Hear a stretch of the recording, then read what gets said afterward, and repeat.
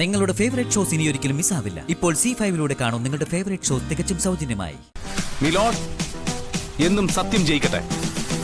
ആ ആപ്തവാചകം ഞാൻ ഒരിക്കലൂടെ പറയട്ടെ. സത്യം വധ ധർമ്മം ചര.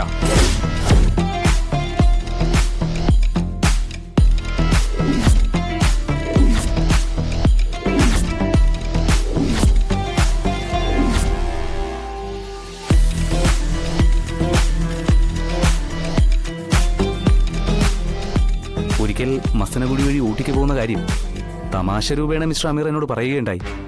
ഇനി ഊട്ടിയിലേക്കാക്കണ്ട, അന്റാർട്ടിക്കയിലേക്കോ എത്യോപ്യയിലേക്കോ വേണമെങ്കിൽ ഒന്ന് പൊയ്ക്കോ. ഈ സ്ഥലവും കാണാം, ഈ കേസിന്റെ ക്ഷീണത്തിൽ നിന്നും ഒന്ന് ഓടി ഒളിക്കുകയും ചെയ്യാം. കാലചക്രത്തിന്റെ കറക്കം അത് ഏത് കാലിനും ബാധകമാകുമെന്ന് ഇപ്പം മനസ്സിലായില്ല മിസ്റ്റർ അമീർ.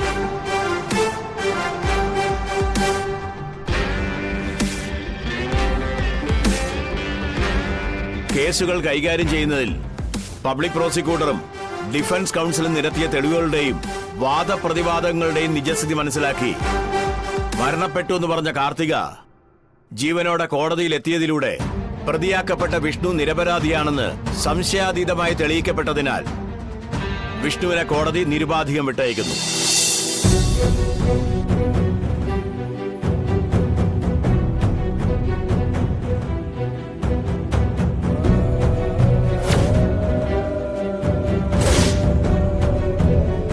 PW8 സാക്ഷിപ്പട്ടികയിലുള്ള മധുശ്രീ തട്ടിക്കൊണ്ടുപോകൽ, സംഘം ചേരൽ, വധശ്രമം തുടങ്ങിയ കുറ്റങ്ങൾ ചെയ്തുവെന്ന് പ്രഥമദൃഷ്ട്യാ കോടതിക്ക് ബോധ്യം വന്നതിനാൽ 14 ദിവസം റിമാൻഡിൽ കഴിയുവാൻ ഈ കോടതി വിധിക്കുന്നു.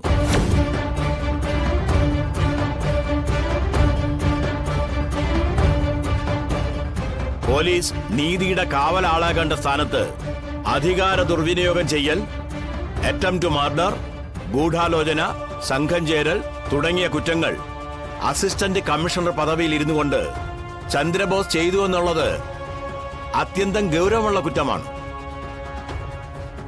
നല്ല നടപ്പ് എന്നുള്ള രീതിയിൽ ഒരു പരിഗണന നൽകി സർവീസിൽ നിന്നും 6 മാസത്തേക്ക് സസ്പെൻഡ് ചെയ്ത് പോലീസിന് നാണക്കേടും മാനക്കേടും ഉണ്ടാക്കിയ ചന്ദ്രബോസിനെ 14 ദിവസം റിമാൻഡിൽ കഴിയുവാനും ഈ കോടതി ഉത്തരവിടുന്നു.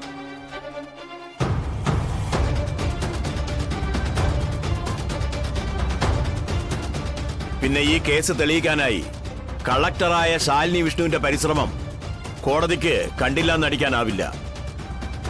അതിനാൽ കോടതിയുടെ പ്രത്യേക അഭിനന്ദനവും അറിയിക്കുന്നു.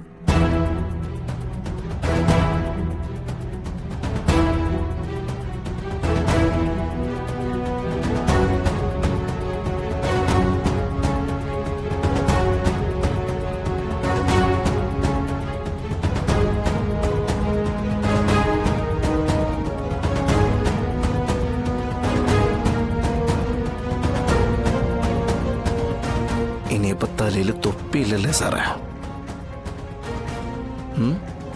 ഞാൻ കാത്തിരിക്കാം. 14 ദിവസമല്ലേ ഉള്ളൂ. കാണാം.